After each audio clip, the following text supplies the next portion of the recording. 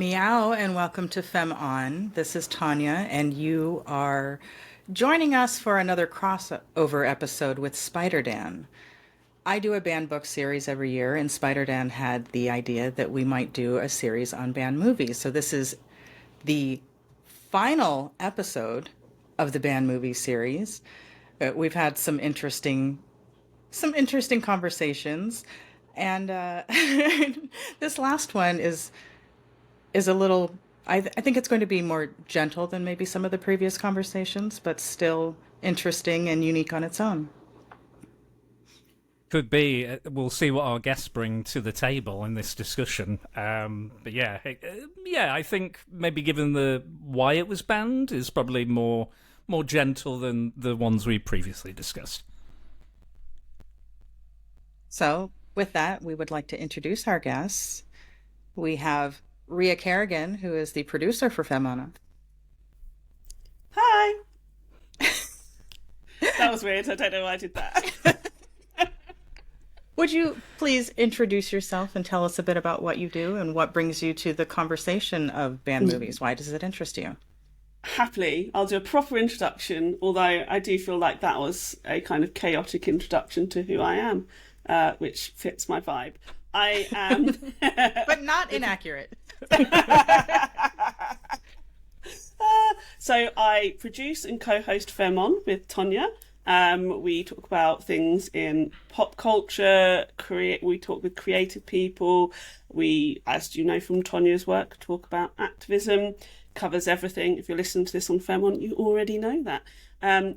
Hopefully, if you're also listening to Femme, you are listening to The Romantasy Coven, where me and my fellow co-hosts, Jess and B, we talk about romantasy books. We've covered Akatar, not a fan. Fourth Wing, fan. The Nyaxia series, fan. And we've got others coming up. We've got Metal Slinger coming up, I think.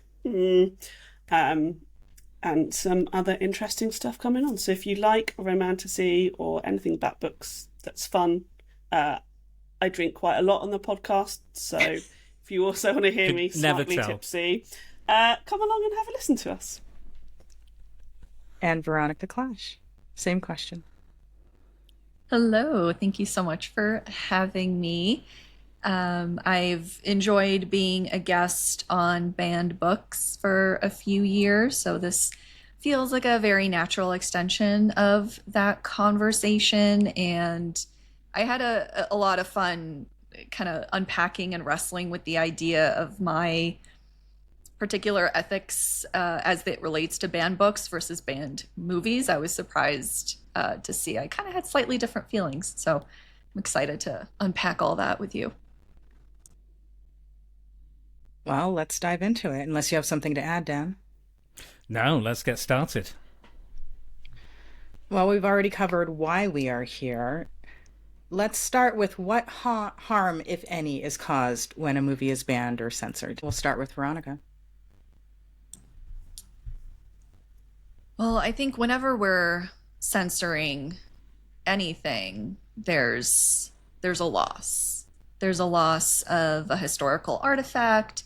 There's a loss of almost a time capsule of that particular period.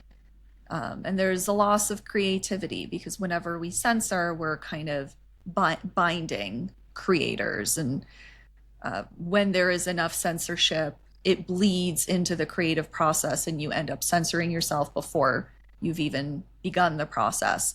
So it does feel like a fairly slippery slope, which is kind of cliche, but it's true.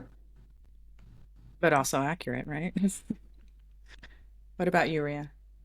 Yeah, it's so interesting because the things that have shaped my life are film and books. Like they're sort of the things that have made me who I am over music. You know, some people have this incredible passion for music. I'm like, I like music, it's great. At the moment, it's K-pop Demon Hunters. If it's not that, I'm not listening to it. You know, that's how I am with music, right? But film, TV, books have been such a central part of my life. And I was exposed to maybe some films that weren't age appropriate at quite a young age because I've got two older brothers. And so I think my view on censorship around films, about film rating and stuff like that, is quite skewed. And I know there's something we want to talk about around what is the responsibility of you as a parent or a caregiver around how you cultivate what your children watch. So it's not until I've become older that I've sort of started to think more about what is this content, how is this content informing how I view the world. And it makes me less keen on censorship. You know, there is so much harmful stuff out there in the world. Like, we're seeing this with the internet at the moment, and how much stuff is just out there, and how much we and everybody's consuming. People like to talk about what young people are consuming, but all of us are. We are in front of screens all the time. You know, we get the endorphins from going on social media. We get that from streaming. Who sits there in front of one of our multiple streaming platforms and goes, there's nothing to watch because we're just content all the time? I don't think that... I've completely lost my point, but trying to get back to my original point, I don't think that we can have a useful conversation about what content people are seeing, what content we are interrogating, without not censoring. It's not the right word, but you know, I don't know if that point really got away from me. Well, you Well, it brought up sounds like parenting, so You're talking about choice, right? Yes, Having the choice. Yeah. And like there's a film that you've spoken about, Birth of a Nation. I am not going to watch that. I am never going to watch that. When I was a teenager, I talked about it in media studies. I am never going to watch that film. That's a choice I get to make. And I think that's really important. We get to make these choices ourselves. Does it mean I'm happy about this film? No. But it is not for me to say that other people cannot watch this film and learn from that film in, unfortunately, some bad ways or good ways. That's not for me to decide. So I do want to piggyback on what you said about parenting, because you brought it up and you are a parent. So what role do you think that parenting should play when it comes to deciding which films their children are allowed to watch? Huge. It's your responsibility as a parent. Great example that happened just this weekend. In fact, there's something my child, she likes to watch.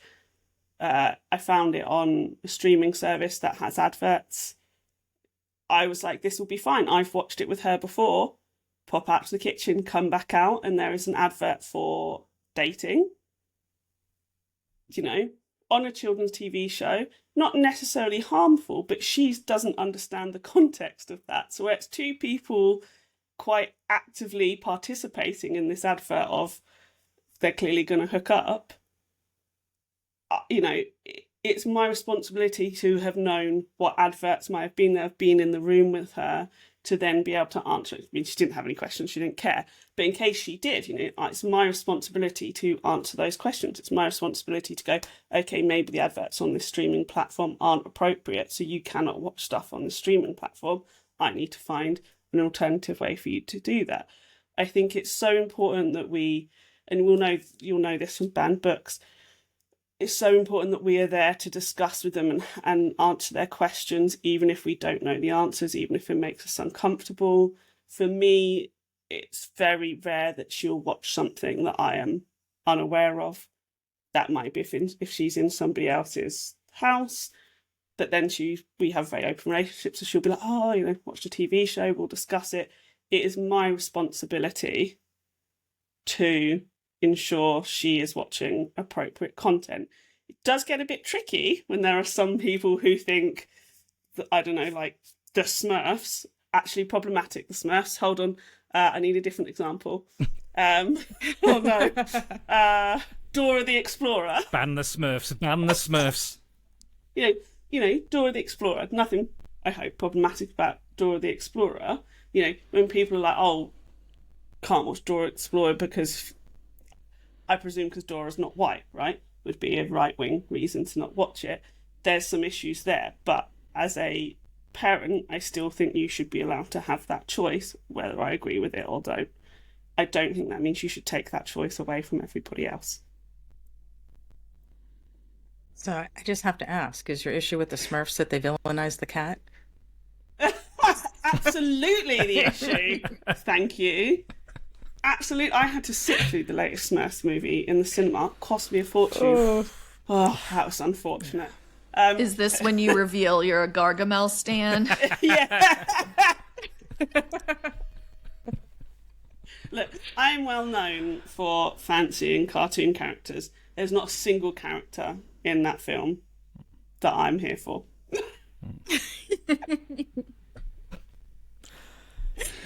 Do the two of you have anything to add to the parenting conversation? The Smurf conversation. No.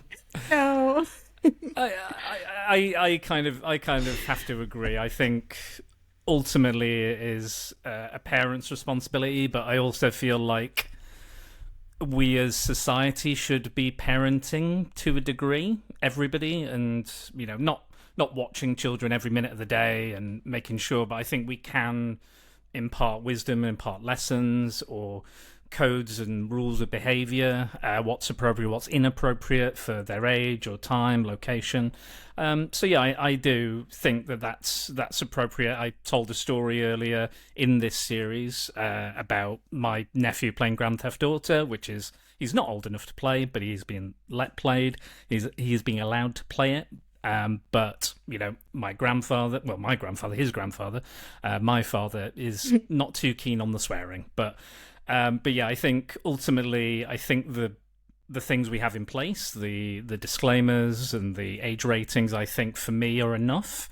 But then I can see the argument again for films being banned, or I might not agree with it, but I can see where the argument comes from, or at least empathize with it. Veronica?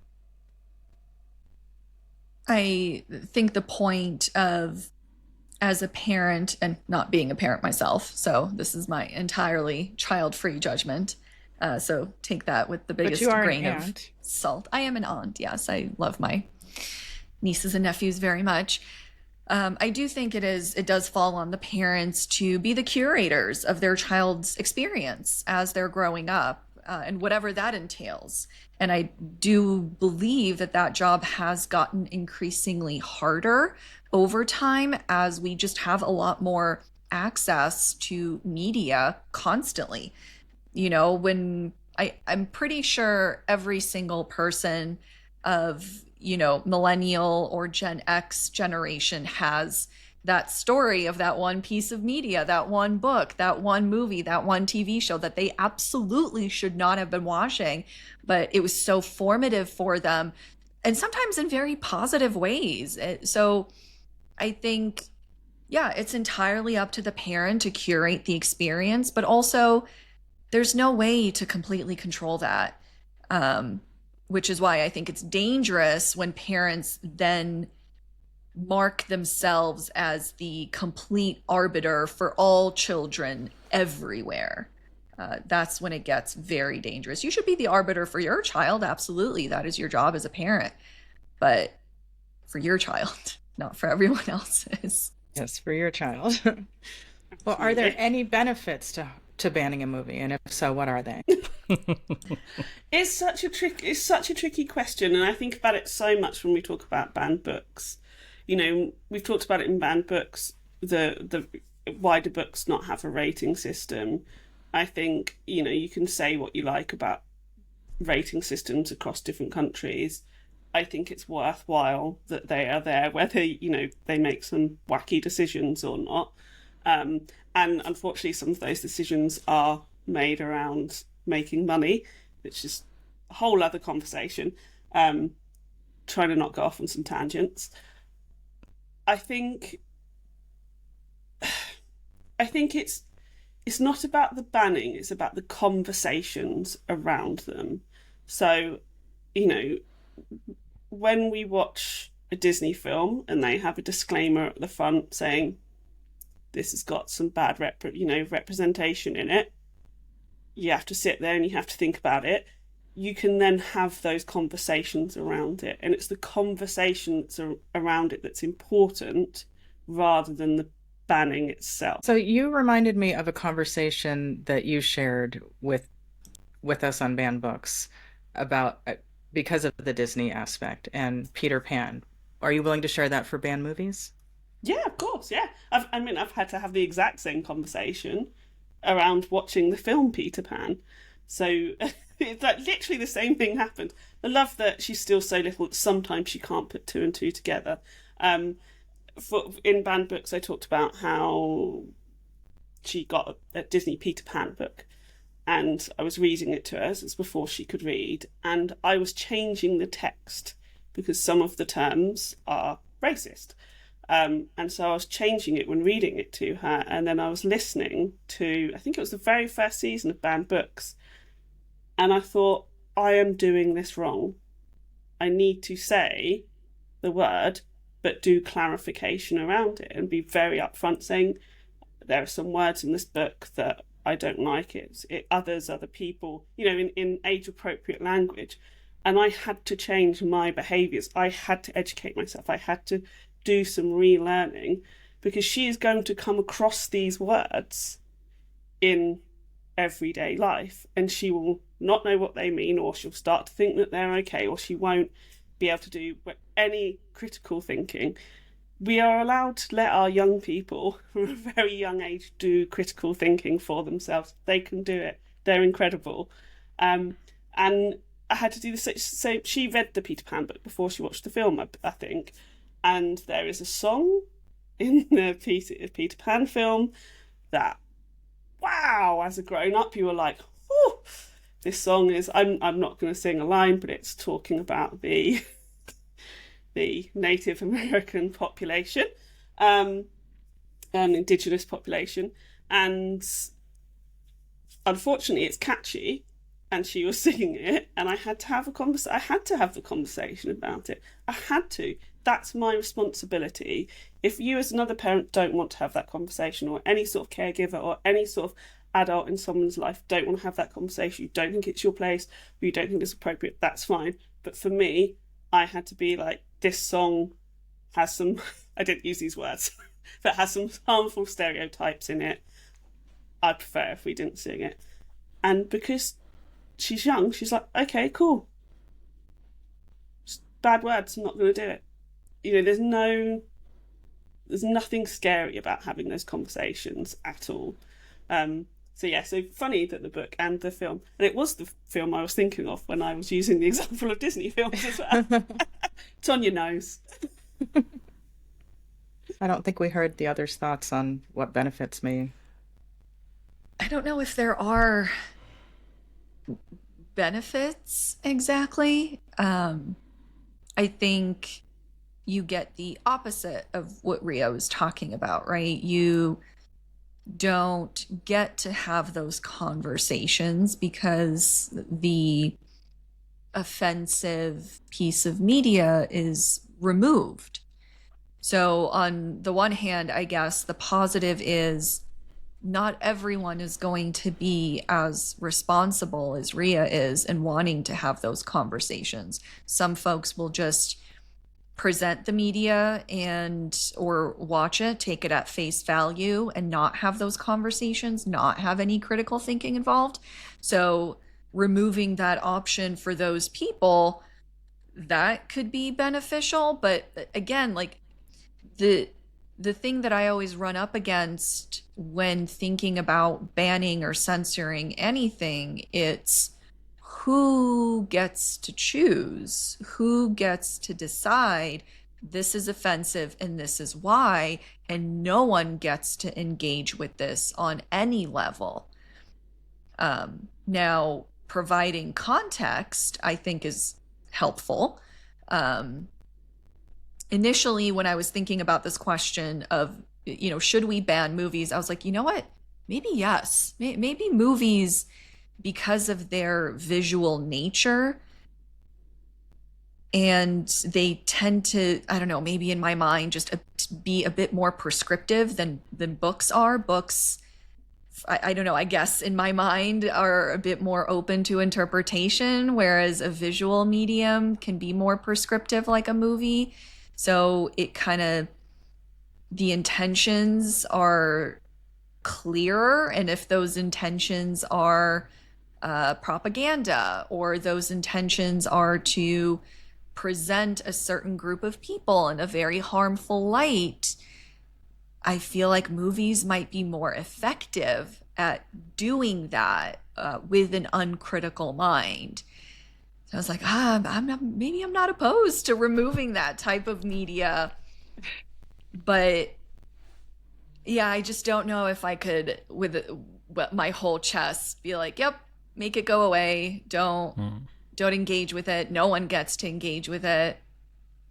I think to me, it's about providing context, which again, it's about choice. So there's context, so you have the choice to have the conversation, to dig deeper. And if you're someone who doesn't do those things, you would have never done them anyways. And whether or not you watch the propaganda or the movie that has harmful stereotypes, you probably would have found other ways to reinforce those ideals, regardless of that movie's existence. I think that's such an interesting point. Yeah, that you already think those things. It's not the film that's making you think them. It's almost, although it's almost legitimizing those thoughts, isn't it, and making them more acceptable, like an echo chamber or something. Yeah, I guess it's kind of like out of sight, out of mind, isn't it? You ban it, so I don't have to deal with that or those feelings or that uncomfortableness ever again because it doesn't exist anymore. It's destroyed. It's gone. But your experience is your experience. Your pain, your suffering, your the feelings you've had towards this film, even if it's bad and negative feelings, they are still feelings and legitimate feelings. And to cast that aside and to not investigate that, or why does it make me feel that way? Why am I scared? Why am I uncomfortable? Why am I feeling this way towards this? Why does it make me feel? Why does it make me think? I think a lot of people don't like to think. I think there is a wave of anti-intellectualism and media literacy, anti-media literacy, or a lack of media literacy going on as well. And, we are the sum of our experiences. I was terrified of Sleeping Beauty, speaking of Disney. I was terrified of that. And Maleficent turns into a giant dragon. That's horrifying. That idea is terrifying.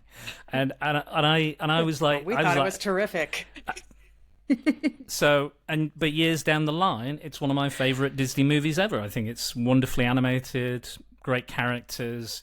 Again, they remade it into a like a live action remake retelling, which was good as well. Predator, I was terrified of, and I was like, I don't want to see that anymore. And the character haunted my dreams for a while, but I didn't go. Just because I don't want to see it doesn't mean anybody else shouldn't be able to see it. But again, Predator is now one of my favourite films. You change, you grow, and you can appreciate things as well. Things happen, and I think to cut off access to something is to cut off access to yourself and access to your past, and saves you from feeling uncomfortable or going to therapy and talking about those feelings or discussing them further and learning something about yourself, which I think banning a film or attempting to have it banned is saying more about you than the film ever could. And it comes back to that, where does it stop, the slippery slope? I know, Veronica, you said it's a cliche. It is. Cliches exist for a reason. You can look at a conversation we've been having, a really interesting conversation around representation of witches. These are the conversations I have with my kid. So one of the first films she ever watched was Kiki's Delivery Service. Kiki is a witch. Her mum is a witch. It's one of the best films. Everybody, if you've not seen it, go and see it. So that was her first introduction to a witch in a character. Then as she grows up and she's starting to read more picture books or experience Halloween, we start getting, witches with the green faces, with the warts and the noses, quote unquote ugly witches. Witches are bad. And then she's discovering like Winnie the Witch and stuff like that. And Winnie the Witch is a good witch and all this sort of stuff. So we've have been having those conversations recently about, just because somebody's a witch, does it mean that they are bad? No, it doesn't. If we banned all movies, all films that had representations of witches in it, we could not have that conversation, because you'd have to get rid of the good witches as well as the bad witches. And so then there's no space to have those conversations. There's no space to go, what is the stereotype of witches that the world wants us to see? Is that correct? We can't interrogate any ideas. The moment we start removing something, we can't interrogate it. We can't talk about it. We can't talk about nuance. And nuance is so important. Imagine if we just banned all the bad movies, all the movies with like 1 star or less. You're like, I'd have nothing to watch. But no one would know what a bad movie was. You'd have no show, Dan. Yeah, true. That's my entire back catalogue is gone. But or we banned 5-star movies. We'd have no way to grade what is good filmmaking or bad filmmaking or middle of the road filmmaking. You couldn't have a critical eye because we wouldn't have the full spectrum of viewing potentiality and choice and access to those things. We would be far worse off without as much as I didn't like Slender Man, I'm glad it exists to a degree, not quite, but it's allowed to exist, and that's fine. And I don't want it banned. I understand the banning, but I don't want it banned. But yeah, I wouldn't also want, Schindler's List banned, and I'm sure there's quite a lot of people that would want it banned out there, and probably some people have banned it. But yeah, like, I want the full breadth of experience and voices to be heard, and to take it all in and to make my own mind up, ultimately. Again, going back to that choice. That's all I have to say on the topic. Well, I think what we lose too is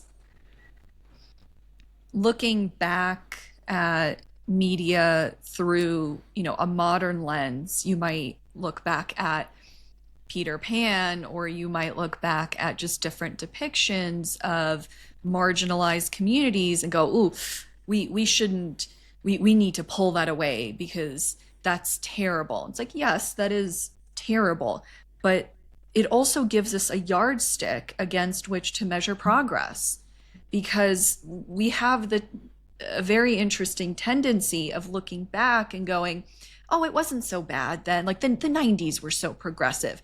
Meanwhile, you watch any sitcom from the 90s, it is rife with homophobia, fat phobia. It is just like you can't make it through a single episode with someone making some sort of transphobic comment. So I think having that media lets us measure our progress, or inversely lets us know how much we still have to go. Okay, so we've made this much progress, but we still need to improve in this way. And without that, if that was gone, you would just rely on our incredibly flawed memories of the past, which so often we view through rose-colored glasses as we get older. That's simply not enough. We need that problematic media to stay. Ria, what do you think about that? Does the era that a film was released affect your view on whether it should be banned or censored, or how it should be perceived? I think we should always be looking at something with a critical eye. And I think media literacy, looking back on stuff, is really important. Some of my favourite TV show, Buffy the Vampire Slayer. I still love that show. But it is, problematic. All the things that Veronica just said exist in that TV show. It doesn't mean that show is out without merit. It doesn't mean I'm going to go, oh, nobody should ever watch that again. But what we can do is look through things. I mean, I'm just going to repeat what Veronica said. I'm just about to be a mediocre white man. And say we can look through things and say, how long did it take, everyone? And just say...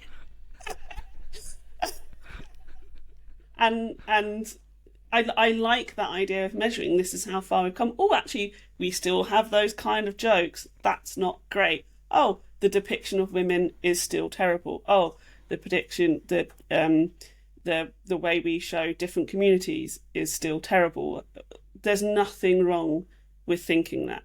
In fact, I think that's good for us. You know, every time there's something coming out being like, oh, you can't watch Friends, or you can't read Enid Blyton anymore, but can't believe they've changed that offensive term. That was my childhood. You should be pleased. You should be pleased that your childhood from 50 years ago is different to childhood now. That's progress. That's good. You should be very happy about this. So we've kind of talked about this a little bit here and there, but I want to put it more clearly. What is the value, if any, when watching movies that some might find offensive or controversial? It's about that critical moment. And like we said, it comes down to that choice. You have the choice to engage with that movie if you are in a place where I'm ready to unpack this, I'm ready to think about these things. And you have the choice if you don't want to engage with it, if it's not something that you want to be faced with, you can not. But there is value if you have the bandwidth, if you have the emotional space to take on that conversation. I think there is value, and it allows us to examine our existence as a society and what we are producing to see, like, yes, this is something that I don't agree with, but what is it that I don't agree with, and why do I feel uncomfortable? Is it something that is implicit? Is it something that is explicit? Am I looking beyond the surface? Is this something that the the writer, the director, is this something that they are explicitly attempting to create, this messaging? Or is this a result of carelessness, ignorance? So there's so much examination that can happen and so much analysis if you want it. But if you don't, you can just, they said that thing, or they used that imagery. Oh, well. And you can always revisit. That's why it needs to stay around, because maybe right now you don't have the capability or the desire, but a month, a year, 10 years down the line, you might be able to critically look at that film and see it differently. Yeah, I mean, the only thing I have to add, that was just perfect. The only thing I have to add as well is that you might have changed in that time. So you might watch something and you might think, that's nothing, that's acceptable. You, 5 years, 10 years, even a year later, might have a very different opinion, a very different life experience. You may, oh God, I was about to say, and I don't mean to, you may have woken up to some of the issues. Wasn't even planning it. Genuinely. And then I think that's so important for you as an individual to be able to look back at that and go, oh, actually, I think differently now. Like, that's okay. It's okay to change and think differently about things. I'm going to say I saw a very controversial film recently, one I massively enjoyed, hugely enjoyed. It's doing very well at the box office. I saw Superman. And there have been several arguments. You could say it's quite the controversial film. There's allegories to the Israel-Palestine, what's going on there. Apparently he's kind and sympathetic and empathetic, and he has emotions, and he's saving squirrels. Heaven forbid my Superman does that instead of bulldoze an entire city. Heaven forbid he's nice and he has loving, caring, adopted parents. Oh, he likes immigrants. Oh no, what are we going to do? So, he is an immigrant. Exactly. Which has always been the case, by the way. Yes, Dean Cain, if you're listening, who is the son of immigrants, who is now joined ICE apparently. Superman's an immigrant and always has been. Sorry. But yeah, like it's mad to me that we can have a. I think somebody told me the other day we recently covered Barbie. And somebody told me that Superman is Barbie for boys, which I can see. I can absolutely see. Because it did, like, you know, I came out of Barbie beaming. I came out of that film beaming. Again, not without its problems, but if somebody wanted to ban Superman, they could do it. It could happen. And, you know, in this day and age, with this president, with this, you know, current climate, it could easily have happened. But it didn't. And, you know, and I think it's a great film, it's a fun film, and it's got a lot of good, it says something about toxic masculinity and, you know, what masculinity should be. And yeah, I loved it, but you could argue that film could be banned or should be banned in some circles, and they would. And, you know, and the people that complained about it or said it was going to flop or it was going to bomb or it's not Zack Snyder's Superman, you know, there was all of this going on. Like this, people had the knives out before the film came out, you know, and it still came out and it's still done gangbusters. Probably done gangbusters because of the controversy, if anything. Now I'd like to talk about this film, the one we all watched and that we're here to discuss today. So we'll start with Ria because she had a little more time. Before watching this film, what aspects of it piqued your interest? So this film is a classic, obviously. We all know this. We all know Nosferatu. And I watched it as a teenager because I was a film nerd and I wanted to be a cool film nerd and not just like the actual stuff that I liked. I wanted to like Martin Scorsese and classics, you know, not just the musicals. I wanted to be cool. So I watched Nosferatu and believe it or not, it's great. It's not just a film that bros think you should watch. Film bros think you should watch. So there was a selection of films. There was a film I was 100% not going to watch. Birth of a Nation, there was Barbie, which I've seen a million times. Don't think I have anything new to bring to the conversation of Barbie. Love horror, love vampires. Here for Nosferatu. Absolutely amazing to watch it again. Sort of the perfect film for why a classic is a classic. I mean, love watching it now and seeing you forget silent movies and how over the top they are.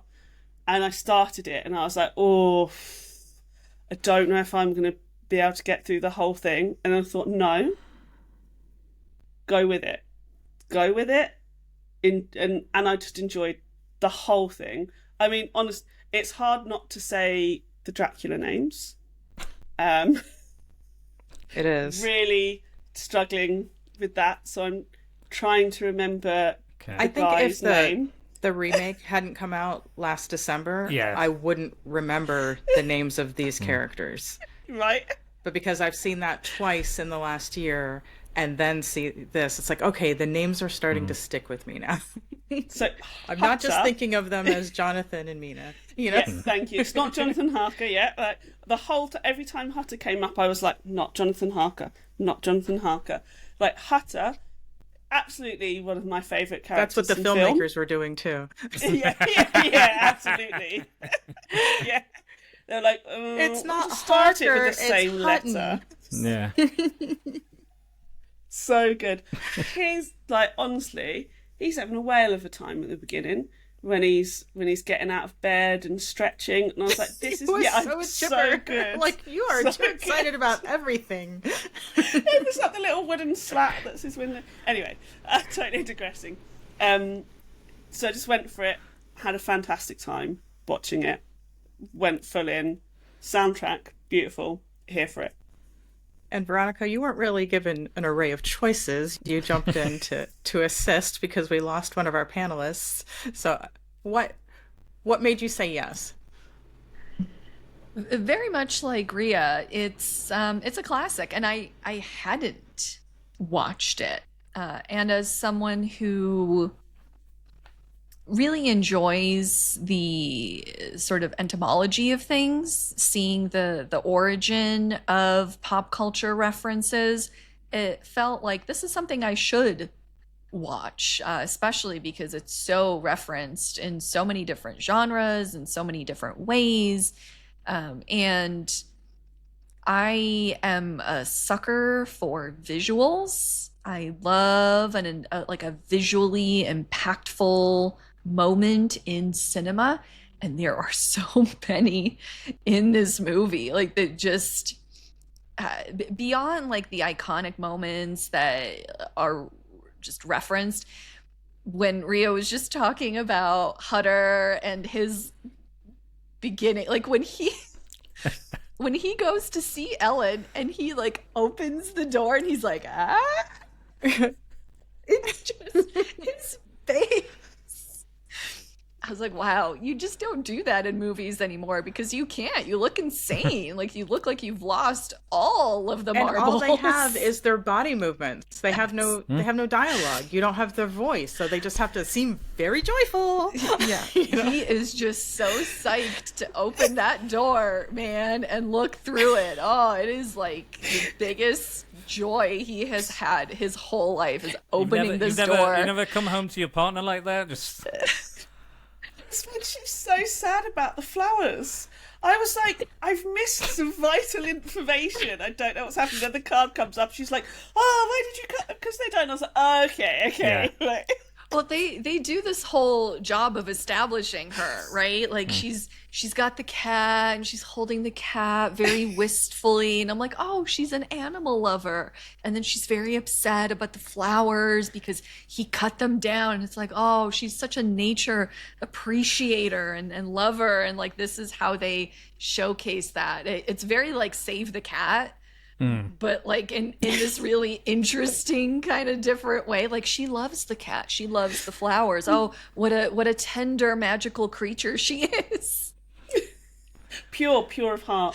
Yes, absolutely. So pure. it's very signposted. I think we do forget though, like they were called theatrical films. So like we've got to remember that's where it comes from. They are staged, and luckily we have it in lovely like 4K HD quality now, but back then I don't know what the quality would have been like, but it'd been horrendous. So if I can catch the arm doing this, then that tells me something. That expresses something. So yeah, it does feel a little goofy. I do like how he's just throwing things quite casually all over the place. Like He like comes in, he's at the pub or the tavern or Yes, I was hotel gonna or mention bed and this. breakfast, and he's just like, just chucks my bags on the floor. Get it, stable boy. It's the one where she's making the bed for him, and he throws his cap on the bed while she's pulling the duvet off, and then she finishes and then puts the hat on the rack as to tell him like, don't I throw loved your her. stuff She's around. my favourite character in it. That Yeah. one was absolutely my favourite character. I feel like she just walked up on the step, and once again, talking about men, she's like, it's just this random fella here doing some stuff. I better tidy up after him then. That's her whole vibes, and I love her. Great.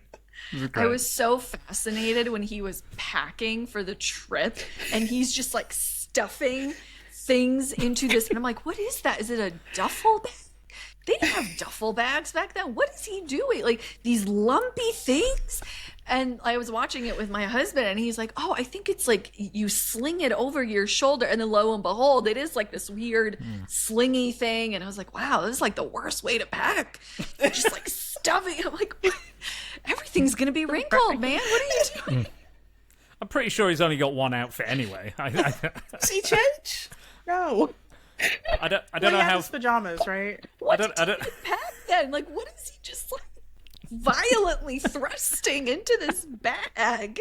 And then on the topic of throwing things, it's later on, like where he picks up the vampire book again, and he's reading through it for, I don't know, the second or third time, and then he just throws it on. Oh, forget about this. What did the book ever do to you? Why can't you just set it down? Right. so And then angry. later, she can't get him to stop reading the book. She's like, I told him it's giving him nightmares and visions. Stop reading from it. You know. So, Dan, you never said why this was on your list. I think I was kind of broaching you for like possible things we could do, and you asked me what Oh, my and you thought you'd opinions. get me with vampires? Yeah, kind of. Because we'd seen the film had come out, so the new film had come out, and you were like asking me what I thought and everything, and luckily you'd seen it, so there was no spoilers. And then I was like, the original Nosferatu was banned, and then you were kind of like, I'm in. And that was it. So I was kind of like, okay, we've nailed one down. We've got one nailed down. Good. We're off to the races. And then Sure, this was the first one. Oh, like, yes, told sold. you. There's Told a you. vampire. I was like, okay. In it. We've got it. Finished We've got the it. sentence. We got it. Tick that one off the list. We're good. We're good. We got one at least. So yeah. So But here's so we the thing. ran with After that. watching the most recent one, I was like, I just want to go back to the beginning and watch all of them, and then watch this one again.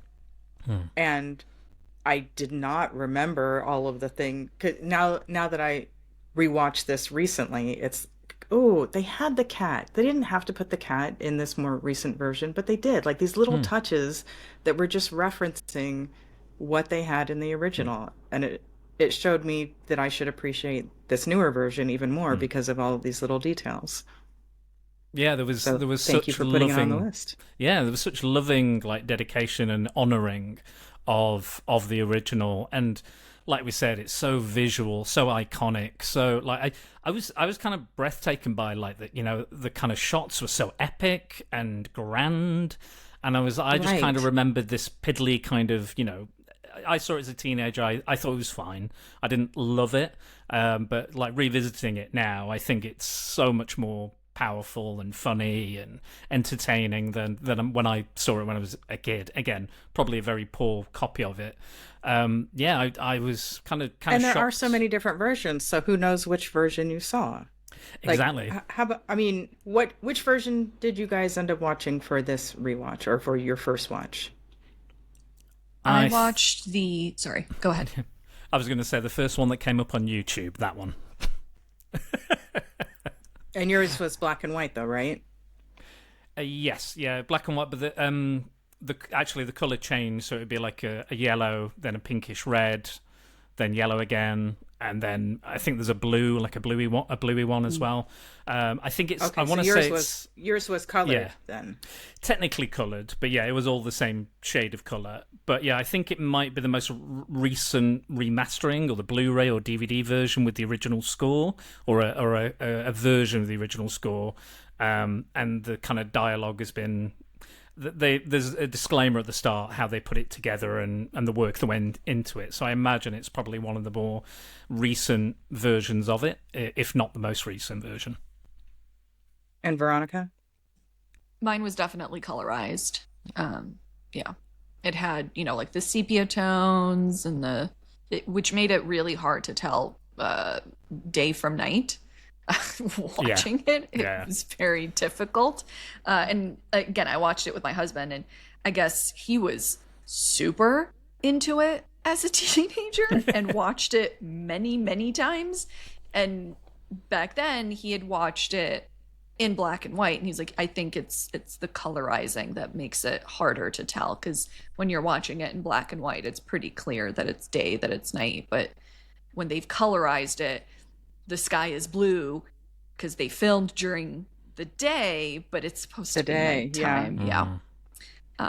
So yeah, that's and see, the I version think it is watched. still difficult in black and white because it is so clearly daytime when the Count is walking around carrying his there's one coffin. shot. It's like, he's just walking around in the sunlight carrying his coffin, and I know how this movie ends, so that doesn't make any sense. Yeah. Like, where is everyone? And no one sees this giant man with teeth and pointy ears carrying a coffin in the middle of the day. But it wasn't the middle of the day. You couldn't tell because It was black and white. That's so the, what that's about the you, issue Ria? I had with... Which version did you watch? Definitely the black and white. Definitely. Because there's one shot where Ellen's like at the window and it's daytime and suddenly it's like, bam, nighttime, everything's dark, and she like does one of her fainting thing. But yeah, when he's walking along with a coffin, first of all, he's carrying his own coffin. Wow. What a man of people. The whole thing is...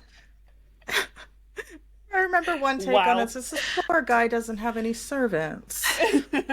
No. Well, no, what my husband said was Count Orlok's not a very good planner, is he? He just shows up. He does. Carrying his coffin all the way from the boat to his new house. But when he's carrying it to the boat initially, does he get to the dock and is like, hold on, I'm just going to get in? Right. Could you then? And then they take it on that raft. Yeah, the raft. Yeah. Yeah. So packs all the he coffins. gets in it. Yeah, he gets at the in castle because he stacks it all Right. up And then he himself. levitates the And lid. And then he climbs on and Yes, he yes, gets yes. in, and then the lid comes up. That on was top. one of my Yes, favorite yes. scenes. That was great. And, Like, and that scene has better special effects than the latest Flash movie. Just saying. true. I can agree with that. I love that the horses are hooded because they're evil. They've got like Yes. these dark, Yes. like menacing kind of outfits on. It's like, oh yeah, they're evil horses. Not like the horses we've seen before. These dark, such a because I kind of forgot because I like the Bram Stoker Francis Ford Coppola one is the one kind of that I kind of grew up with, and I was like, is he just because he's going to feed on him? But then how does he get the That's letters? Dracula, Dan. What are you Sorry, talking Yeah, about? come sorry, on, Dan. sorry. That's an entirely different movie. Yeah, I don't know why I compared the two. I don't know Thank why. you. Different. I know, right? Oh God, I'm so sorry. I didn't mean to. That I didn't mean ends to. with a different way. Sure. Totally And different. the names are different. Sure. Yeah. It's totally different. But I was like, does he feed on Hutter?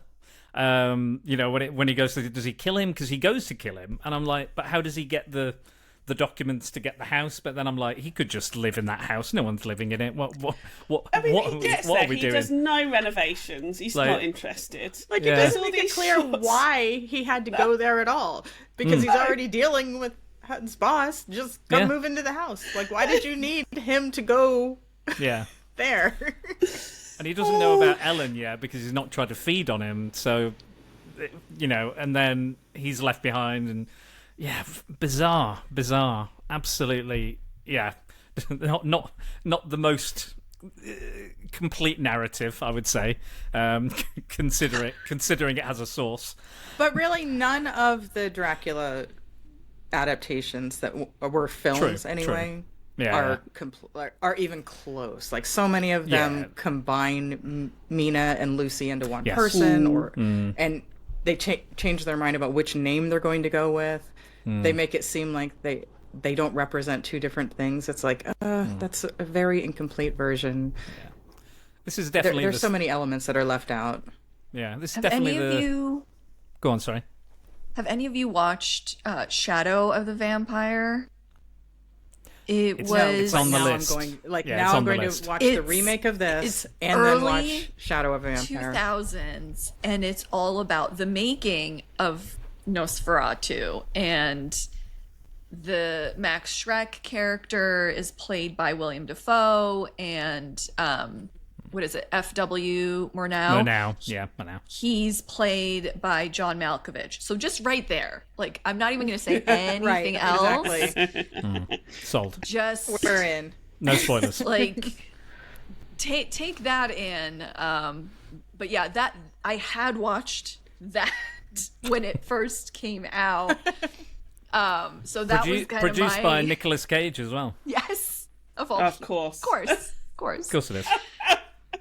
Probably could have guessed that, to be honest. I wish you'd done that. Who produced Nicolas Cage? So yeah, having watched that first and then coming to this, was really interesting to see the actual Max Schreck Nosferatu in comparison to the Willem Dafoe as Max Schreck as Nosferatu. With the significant height difference between them. Yes, just really, it was really lovely. Because again, it's been so long since I'd watched that, but it's so stuck in my mind. So yeah, just seeing that source material was so much fun. And again, not to reference my husband like a million times during this conversation, but we've talked about it a lot. He asked me a question this morning that I thought was so amazing. He said, Count Orlok, better with the hat or without? To which I said, what do you mean by better? Like, because he's creepier without the hat. Is that better? There's that. Yeah, like Right. What are your Better being parameters for better? creepy or So I would like to hear, everyone else's opinion on Count Orlok hat versus no hat. I mean, what an incredible question. yeah, because I'm you're just right. So happy right now. What are we saying? This sounds like a Ria's question, doesn't it? It does, doesn't it? Yeah. I'm just like, Would you shag the monster man? no, not in this one. First of all, the eyebrows on all of the men Yes. in this film are insane. And I So just prominent.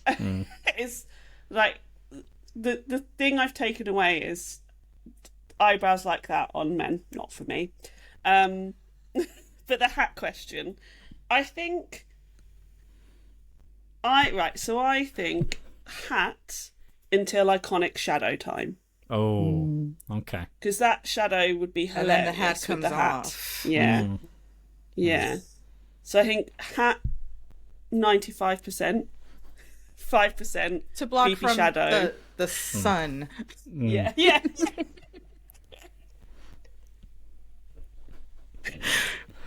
That's the answer right there. I mean, I don't know why you didn't go. Weren't you the coach driver? Like, you look pretty similar. Oh? Yeah. Hutter's just there. He's just having a grand old time, right? He's on holiday. He's there for having the a little vibes. break. Yeah, vibing away. Vibes. That's why they had to show that he killed the flowers. He's rather oblivious. Yeah. He just goes about happily not noticing Yeah. things. He doesn't even mind mosquitoes biting him. He's like, oh, these mosquitoes. They were Right, close too, together. right. Oh. It's very symmetrical. Yeah. It's like they just bit you both at the same time, identical. It's like, Right. oh.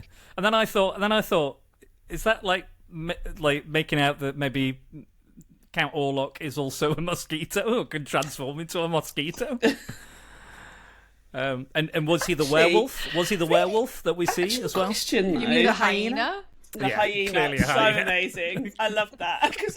Okay, so I was putting my child to bed whilst that happened, and I said out loud, "A hyena," and she was like, "What?" Don't worry about it.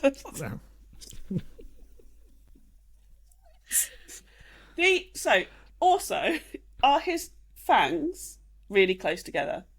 Yeah. Is he got like the smallest? They're very. Oh, they're the Yeah, front, they're- aren't they? Yeah. Yes, they Yeah. are. They're Yeah, these yeah, two, yeah. yeah. Yeah, the two front ones, yeah. Because thank you. Obviously, that's just fallen out of my head. Because I was like, interesting.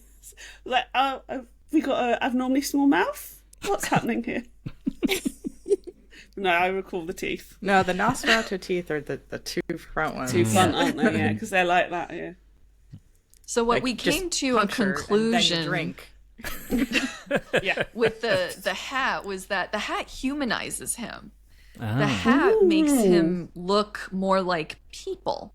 Whereas when he takes the hat off, he becomes very alien looking and more monstrous. Whereas with the hat, you're like, oh, that's a Because dude. bald And people are monstrous. Is that what you're Yeah, saying? that's what he's on for. yes, 100%. Ban this That movie is now. fully the point that I am making. Yeah. Thank you so much for picking up on it. Yeah, I'm offended. We're all evil. We're all evil. Well, to be If honest, you want people to like you, just wear a hat. just wear a hat. Yeah, That's right. it. Taken Good. there. Good. I'll just cover it all up. To be honest, I think it's not the first time To be friends, and then he took off his hat. it's not the first time I've been compared to Max Schreck and Nosferatu and Count Orlok. when I was at university, we did A Midsummer Night's Dream. That was our final third-year performance, and I played Oberon, and we were doing kind of like versions of the kind of mythical characters, the supernatural characters were referenced to be like universal monsters. So the Titania character had the hair like Bride of Frankenstein, and then I was, Cat Orlok with a Bela Lugosi accent. But yeah, I did all the ooh, oh, a lot of that. So yeah, I'll put some photos up so people can see on the video. But yeah, I kind of was like, Lovely. I was kind of like, it's like, I guess it's one of those things where you get cast as something, you're like, okay, I guess I look like that. Yeah. I guess it's like, fat boy or old man, which I have played many old men in my acting career as well. Thank you very much. When you're not even remotely old. Absolutely. Still not remotely old, but they'll still cast me as I think you may be the youngest person here. Probably.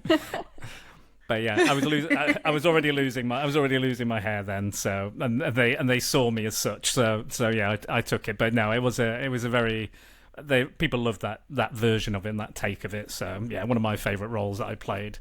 And we even had the kind of the outfit with the kind of jacket he wears with the big collar and the strings at the front and stuff. Yeah, it was great. We didn't do anything with my fingers because I think they're long enough, I think. So yeah, but yeah, not the first time. But yes, I think bald men don't get enough appreciation and support in this culture. I think there was a court case not so long ago in the UK which there was a ruling that said it was when you make fun of a bald person, it's sexual harassment. Which I was like, I don't know how they came to that ruling. Bizarre. Yeah, like what's the sexual part? Yeah, I don't know. And is it only bald men or bald women exactly. is also sexual harassment? Yeah, is that UK law? Is it a bald person or a bald man specifically? Yeah, it's about men. Come on. It was. They are the most repressed men in society. Exactly. So repressed. I feel so repressed all the time. Worse than gingers? Hey. This is a recurring theme we have, Veronica. Ever since our last vampire film, huh? Yeah. Yes. We'll have to get back to them. I'm just stating for the record, I am pro ginger. I'm also not anti-ginger. That's just something Dan likes to say about me. Hey, we all have our unconscious biases, so it's fine as long as you could admit it. This is true, but ginger is not one of mine. Oh, okay, cool. I'm just saying. Admitting the problem is the first step to fixing it. Ban all the films that feature gingers, and then Tonya's okay. I have this thing for Robin Hood, and he is a red-haired fox. I do not have a problem with gingers. As long as they're foxes. Yeah. In more ways than one. As long as they're foxes. That's right. I endorse that 100%. That's exactly right. Thank you for that clarity. So we are back to... Back to the deathbird. The deathbird. You can tell this is the last one, huh? Yeah. We're already ready.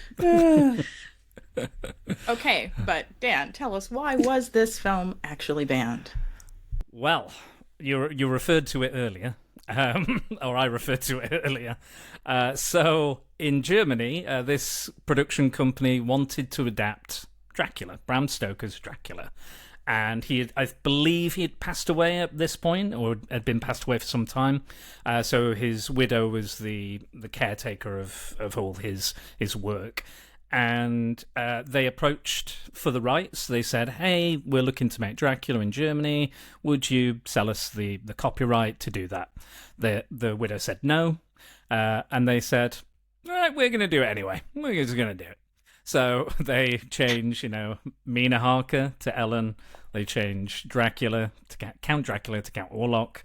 They changed Jonathan Harker to Hutter. They changed Renfield to Knock. And I loved his little fat suit he had. That pillow in his belly. He was very, very spry for a fat man. And those lovely teeth as well. So all of those were changed, but the earlier drafts, because they had the title Dracula on, even though inside the names had been changed. Once it had been made and once it had come out, then the Stoker estate sued, and this film company was going bankrupt at the time, so they really needed a win, and they didn't get it. So what Stoker's widow said is, if you don't pay me, I want all of these copies destroyed. I want all of these burnt. I don't want to see it. I don't want it to exist, basically. But several copies did make it over to the US, and due to a copyright error of Dracula, the book, though it was technically in the public domain, the book in the US, so they could play the film, so they could show the film without any backlash from the Stoker estate. So that is one banning. Sweden also banned it for its terrifying content until 1972, when they lifted the ban. So yes, so banned in multiple places for multiple reasons. Yes. And I have to say, I'm glad that we had a secret copy of it because of all of the amazing art that has been created as a result. And I do believe in an artist having the rights to their property. Absolutely. Like, this has been so conflicting for me because it's like, yeah, it was stolen. This is stolen art that inspired so much other amazing art. And if I could go back in time and do what the right thing is, I wouldn't do it because we wouldn't have these masterpieces. Yeah, the copies we've watched today, the only way we've seen them is because those copies survived.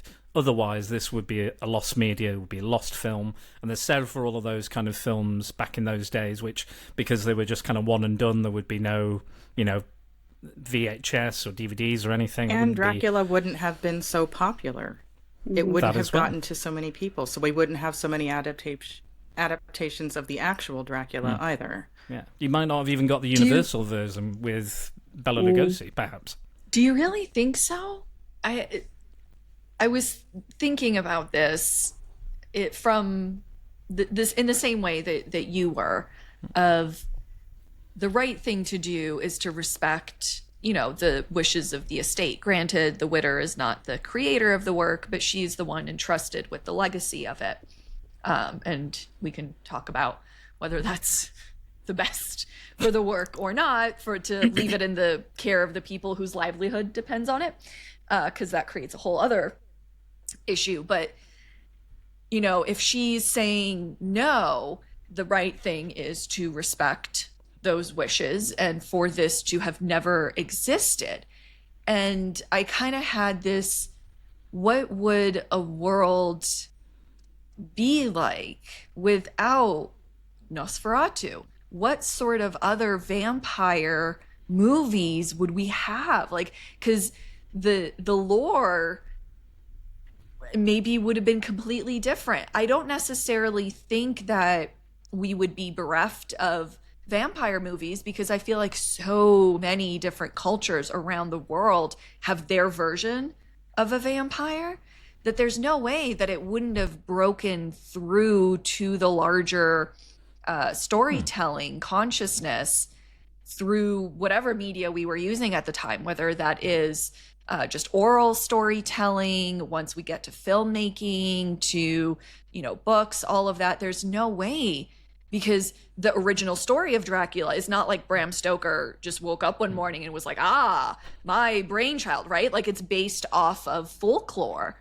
So I think even without the existence of Nosferatu, were her wishes to be respected, we would still have a lot of vampire media. But I just wonder what that would look like. I feel like it would look right. I'm not saying that different. I don't think vampire media would exist. I'm saying the things that do exist. Like, this movie is responsible for daylight killing vampires. Yeah. Like that, for that myth to be out there, that is a huge part of the vampire mythos that wouldn't exist if it were not for this film. Even as arbitrarily as they decided to throw it in there, like, that makes the ending different, but it is huge. Like, people truly believe now that is 100% part of vampire lore and always has been, which is not the case. Yeah, They don't I even just wonder recognize what that it that would wasn't be the case in instead. Dracula. I appreciate that it's an ugly vampire as well. You know, like a lot of the versions of He Dracula. is ugly in Dracula. Yeah, he's to- got the big to start. tash. Yeah, To and then start, he like becomes he younger. transforms. He becomes Yeah. more handsome and a young Yeah. man. but that So the idea way of he looks with the bushy eyebrows, that's part of That how is he true, looks yeah. in the book. Yeah, but I think a I lot think he of has the hair, maybe. Yeah, I think a lot of the if we think of vampire interpretations, I think a lot of them slide into being a romantic kind of thing, a romantic character that they kind That's of because Bela mesmerize. Lugosi was so dreamy. Of course. That known for being I mean, super dreamy. he is the one who made it seem like, well, but wouldn't you? You know, like he's supposed to be this monster, and then you get this, you know, very debonair Hungarian man. And you're just like, yeah, I think I'm going to get bitten tonight. Gotta love a bad boy. Gotta love a bad boy. Yeah. Like, so what is being killed by Dracula the worst thing? I don't think so. Maybe not being killed by him is the worst thing. Has anyone ever watched that Fran Drescher movie, The Beautician and the Beast? Yes. No. I have not, but it sounds like something Dan should watch for his series. Dan, you would. So Was it He- banned? Can I ban it? Not for this series, just for your show in Oh, general. okay. she travels to some made-up Eastern European country to be a nanny. She's a beautician, but she gets hired as a nanny. Wouldn't you imagine? What a far-fetched idea for Fran Drescher. Typecasting. Yes. But the man who hires her is a dictator. But he's this sort of very, like, debonair, handsome man played by, oh my God, what's the actor's name? Timothy Dalton. Yes, thank you. He's played by Timothy Dalton. All over it. So I forgot I it's knew like, about this film until you mentioned it, and then it's all come back. he's this horrible dictator who does all the sort of typical dictator things. Yet here she is, so attracted to him. And it's like, so he kills and imprisons his political opponents. I mean, That's not me. Is it that I bad? can change him. I can change But he him. likes me. He's got a heart of gold under that Yeah. mustache. It's all just in there. I wonder, like, just as a larger question But for the media, accent. how that conditions straight women to think to find the flaws of men somehow appealing or excusable. I wonder if there's anything to that. Perhaps. I We don't can know. fix them. We can fix them. We can heal them. That's It's what we not can that do, right? bad, I right? need to show my flaws more, I think. That's what I need to do. To get a date, I just need to be as flawed as possible. That's what I need to do. Have Become a spinach in my dictator. teeth. Become a dictator. You know what? Grow I'll a do mustache. it. Grow a mustache, become a dictator. Overnight, I can do that. Easy. Yes. I can see you Sorry. twirling a mustache. Complete tangent, but when you were like Hungarian man doing awful things, but would I? It just like sparked this thing in my head. Hear me out. Hear me out.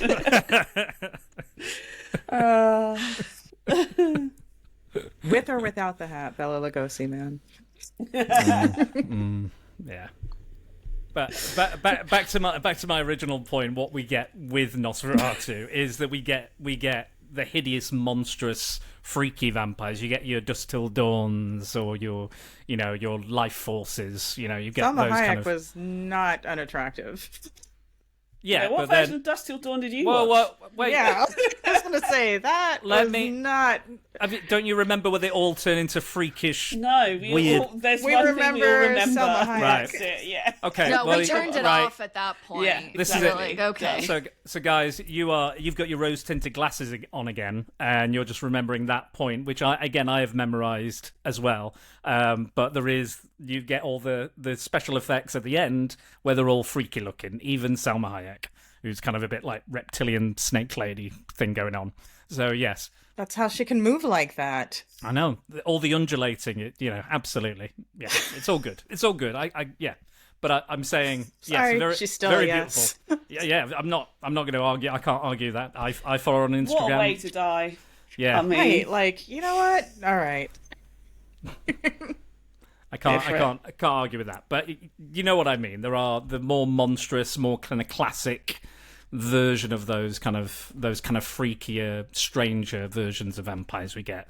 You know, if we see the Bela Lugosi one, we eventually get to Edward Cullen in Twilight. You go from Nosferatu, you know, you're going somewhere else. this is the skin of a killer, Dan. A killer.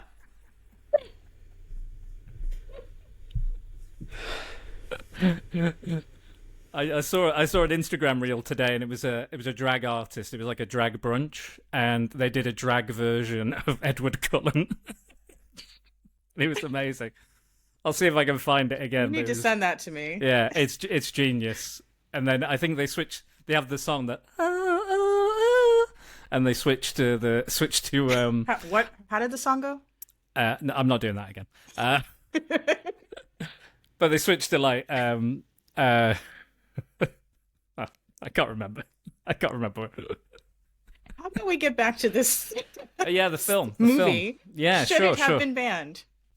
I feel like we heard from Veronica. Ria. No. That covers I'm that. scared. I'm scared Graz. this would go off on another tangent. But what You about came for a Ria copyright? Rand, but what you got was no. I don't believe. I mean, I'm British. We steal from people all the time. But I they don't, put it in I a don't museum. believe in stealing art. However, am I glad that this art was stolen? Yes. I just think she could have gone, all right, it goes out, it's made, you know, redub it, call it Dracula, give them the proper names, but I want, 50% of the profits.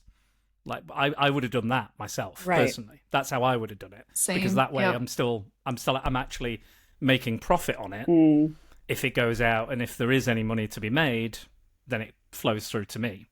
And yeah, but again... And then we're both promoting it. We both want it to do well in Succeed. the world. Because Exactly. I really think that Stoker would approve at this point. Like, Yeah. you mean my story is still in the conversation all of these decades later, I'm pretty sure it was a good thing. Yeah. But it was not her choice. But yeah, I feel it's so final to just say destroy it, be rid of it. Yeah. And it's just painful to think about a film being destroyed completely. Like, okay, Yeah. so even if she wanted it to be destroyed, one copy should be saved for Yeah, posterity. like put it in a even if- vault. Yeah, like they do for like films of cultural or historical significance. They preserve, and I think that should be the case for this. I think it has been the case for this eventually. But yeah, it just seems so like just to obliterate something, that people have worked on. Again, I understand the context of it, but yeah, I feel like it was just a step too far. But I imagine she was quite frustrated at this point, and it was kind of her last kind of straw because she knew she couldn't get any money out of the court case, so she was like, right, whatever, just destroy it, get rid And of she's it. probably mad that she said no, and they did it anyway. Yeah. Exactly. Yeah. So what about the other reason? Do you think it's laughable at this point in our day and age that this movie was so terrible to some people, like so terrifying to some people, that it was too scary to show it? I mean, I think there is something unnerving and off kilter about the character and the way he is and the way he moves, and even the kind of like silly stop motion special effects. I thought they were actually, given the time and the budget restraints, I thought they were actually pretty good considering. Agreed. And I think there's something, again, I think that's what Shadow the Vampire plays into a little bit. There's just something not quite right about, almost the actor himself, or he's iconic. I don't even know what he looks like outside of the makeup. I have no idea how this is how I know that actor and how I'll always perceive this person. And if that again didn't exist, it's such an iconic pop culture character. It just feels bizarre not for it to exist. Yeah. Yeah, I don't think we can ban things because they're scary. Yeah. Yeah. It's a weird rule. It is a weird rule. And who finds Even if it what is size actually was scary, it's a weird Yeah. rule. Yeah. Exactly. Like, how do we go about that? What's scary? What's scary to a child is not scary to an adult, and whoever you are, you've all got your own trauma and stuff. So, like, yeah, what's uncomfortable to somebody, and if they ban your particular favorite piece of genre or art, doesn't mean they can't ban, other stuff as well. The stuff you don't like that can get banned, but then your stuff can get banned as well. So, yeah. It's iconic, and I can see why at the time people would be scared by it. But yes, looking back on it now, I can see, especially some of the more campier elements, seem a bit cartoony. But yeah. But you could also see how people would be intrigued and drawn into it, and just it would make them want to come back for more. Like, oh, I want to see more of this type of story. Yeah, it would have been absolutely. fascinating. Ria, Veronica, do you have anything more to add about this movie, or the topic of banning movies? I think what's interesting to me is that there's a very literal reading of this as a vampire movie, and then there's the possible, maybe unintentional subtext of this as one of the tenets of horror, which is fear of the other, right? Fear of the foreigner. Mm-hmm. Here comes this foreign entity to desecrate our lands. So I think that's a huge part of why Dracula was even written. It was based on the xenophobia and homophobia of the time. Mm-hmm. I think that's an interesting read of it as well. And I didn't particularly feel like it was an anti-Semitic depiction, although I know some folks do feel that way. The hooked nose, the foreignness of the character. For those who don't know, I am Jewish, which is why I'm speaking on that with such authority. Like, oh, it didn't bother me. So I didn't particularly read it as an anti-Semitic intention, but it does feel like this idea of the foreign being very scary and intrusive, and if you allow it to arrive at your shores, it will bring plague and decimate your communities. And it is fascinating that as a people, we just never seem to get past that. That has always been a problem and continues to be a problem, which I guess kind of just goes back to what I was saying earlier about problematic media being a yardstick. And it feels like we have not moved a single inch. Yeah, on that positive note. I was actually reading articles today about the same topic, and again the features that Max Schreck has, the makeup, and there's a Star of David, I believe, on the letter that Knox reading as well, I think. But yeah, I don't. Again, I'm not Jewish, but I don't read it as anti-Semitic either. But I can see. So it was a Star of David. It wasn't a pentagram. Apparently, as I was reading, it's not the pentagram, because I think it's six points. I think pentagram's 5, isn't it? Star of David 6. Yes. Yeah. So yeah, apparently I'm pretty sure it was anyway. But again, the articles I read said that as well. But I will say that the artists involved. So F.W. now himself was gay, openly gay. Hutter, I believe, was a communist, and Nock was also Jewish as well. Who were involved in the film, but I can understand why it might be weaponized by people at the time, and the Weimar Republic, everything that was going on in Germany at the time, and the rise of Nazism, and potentially using that as a Jewish boogeyman type thing. But then there's me thinking as well, if the film is banned, how are people seeing it? How are people getting access to it? So can it really be responsible for that and Nazism? To be honest, that's a better reason for it to be banned in my eyes, personally. In that regard, I can see the argument that could be made, but yeah, I don't believe it added the fuel to the fire, so to speak. Ria? Fantastic points from everybody. I don't. Actually, I'm going to end this on hope. This film is now free for anybody to watch anywhere. As my other half points out, you can watch it on Wikipedia. Go and watch it. Go see excellent filmmaking, craftsmanship, some jolly good acting.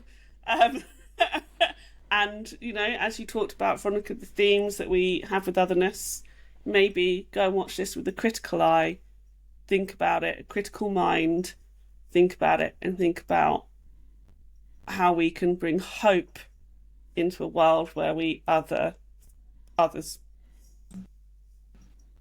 That's an excellent point. And Thank you then for you that. can answer the question for yourself. Count Orlok better with or without? That's Hat the or real no question. hat? That's the real question. That's Yes. the real important Oh, question. I of love today. it. Thank you, Rich. That is amazing. Before we go out, I do have, again, my boss, Derek, Esoteric, he sent in, I know this is Femme on, so I don't want to intrude, but Derek has sent me... Please. He is welcome here. He is welcome. He sent me some comments, so I'm just going to read those out for us. So he sends me an email every time, very businesslike, very, very much like an employer. He goes, "Hi Dan, to maximise my enjoyment of your forthcoming banned movies show, I've watched Nosferatu. Nosferatu, more like Yazferatu." Derek is of 60 plus years of age, I believe. So he's very down with the kids. That is pure poetry. Thank you for that, Derek. And here's why. The film is very, very funny. Realise that wasn't the intention, but it's hard to look at the titular character without thinking of Wallace and Gromit. the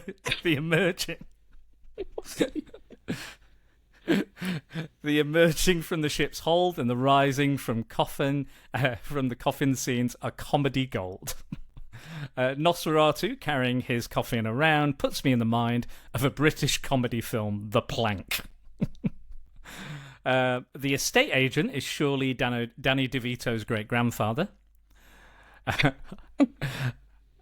I know I'm exposing myself as a silent movie Philistine, but what the hey. The other great thing about Nosferatu is that it provides a rich seam of potential anagrams. So, you nose fart, arse fun too, no fear stew, tofu snare, you fear snot, and futon arse. In terms of other bad movies, we're almost there, guys. Don't worry. In terms of other bad movies, Thank you for this, Derek. thank you for all this joy, Derek. In terms of other bad films, did you know that Monty Python's Life of Brian was banned in Plymouth? I did, as I was living there at the time. Ironically, I saw The Exorcist in a cinema in Plymouth. I'm sure it must have been banned somewhere else. Presumably to the Plymouth City Council, The Exorcist depicted good, wholesome religion, whilst The Life of Brian had potential to turn the kids to Satanism. I saw... Yes. I saw a Clockwork Orange and I Spit on Your Grave when I worked on cruise ships operating out of San Pedro in California. No word of a lie, but the actual FBI subsequently confiscated the cruise video collection, not because of the banned films, but because the copies were all pirated. That's all I've got. Derek. That's funny. Beautiful. Because they Thank were you, Derek. A round of pirated. applause. Thank you, Yeah, Derek. that's interesting. That's an And interesting... you brought up Danny DeVito, which You did? I also wanted to mention that this has a Batman Returns Easter egg because Max Schreck, Yes. played by Christopher Walken, is named after Max Schreck, the actor who plays Count Orlok. Of course. Just as evil as well. Just as evil.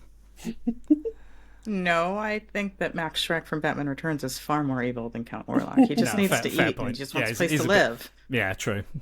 He's a businessman, so inherently he's more evil. Yeah. Oh, this Dad, is save it. yourself. Okay. Come on. This is it. What? So, this Dan, has do you been- have any, before we have them let everyone Yeah. know where to find them, do you have any parting thoughts? This is the end of your first No. band movie series. I don't know if you plan to continue this, but Don't know. Maybe. what are your takeaways? It's been really good collaborating, especially with Femme on. I love the podcast. I love everybody that's involved with it. And Banned Books Week is one of my favourite things. Like, just listen to Ria's story about Peter Pan. That's just why the Banned Books Week should exist. It's altered my way of thinking in a good way, in a positive way, and makes you question things and open yourself up for criticism. So hopefully this has done that too as well. Like, hopefully we've been able to shine a light on things and have this discussion. And wherever you fall, whether you think things should be banned or not banned, it's all part of the conversation. So yeah, I've had a great. It's been a great journey, a lot of ups and downs, I think, along the way, and some, very controversial topics. But no, I've enjoyed the journey, and we've had such wonderful guests who have absolutely nailed it on each and every podcast. Well, thank you for being such a great collaborative partner and for inviting me to co-host and doing all of the behind-the-scenes work. Anytime. Before we go, Veronica, please let everyone know where to find you and how to best support you. Yes, I am on Instagram at Veronica, Klash, Veronica with a C, Klash with a K. I also have a bedtime stories podcast called Small Things, Bedtime Love Stories. So if you need a little calm and peace in your life, give that a listen. That's it for me. Thank you so much for having me. Can confirm it works. I don't know that I have been able to listen to a single one without falling asleep before the end. So it's like, I don't know how these stories conclude, and I'm okay with that. Because the whole point, Dan, you might want to listen to this. This is good because I don't sleep. I don't You sleep. have sleeping issues. 100%. So one more time, what is it called for those? Veronica? It is called Small Things, Bedtime Love Stories. And it is on any place where you find your podcasts normally. I was going to say I'll put it in the show notes, but this isn't my show. You can still do the show notes, though. I would not be. Tanya's like, I will job. accept Another that. job for me. Because I need them to match the style of your show notes, and we want consistency. So. Sure. I'm happy to do it. Right, Ria? Yeah. Thank you, Tonya. Thank you. I'm the worst at show notes. It's like, yeah, I recorded that a month ago. Haven't sent her any of the show notes yet because I just have this block about what do I say? I just want it to be perfect. It's the perfectionism. And that is why people should support Femme On podcast so that I can eventually make money from it and hire someone to write our show notes just do the for show us. notes. Because then we could focus on You more can hire- you can content. hire me to do it. Exactly. We'll focus on the content. We could hire Dan to do it. Yeah, beautiful. So come on, everybody. Femme On Show, femon.show, at Femme On Collective, and just give me some money. Do it. And Only also Nancy listen Coven. to the amazing content that our Yes. co-hosts are putting out. Learn, They're all grow. incredible. They're all incredible. And come and listen to me talk about fairy smut on Romantasy Coven. That's my favourite podcast at the moment. I don't even read the Very books. smart. I don't read the books, but I love it. I absolutely adore it. It's one of my favourites. Well, on the note of fairy smut, which, vampire fiction probably pioneered the way toward fairy smut. There is vampire smut as well. I'm We talk sure about there is. vampire smut, so... And to be fair, Oberon, your version King of of the fairies. Oberon, is still king of the fairies, so it's all related. Another all collaboration. And I'm the fairy queen because I'm Titania. There you go. Thank you, everyone, for listening and watching. Go watch those band movies and support Support artists, independent and otherwise.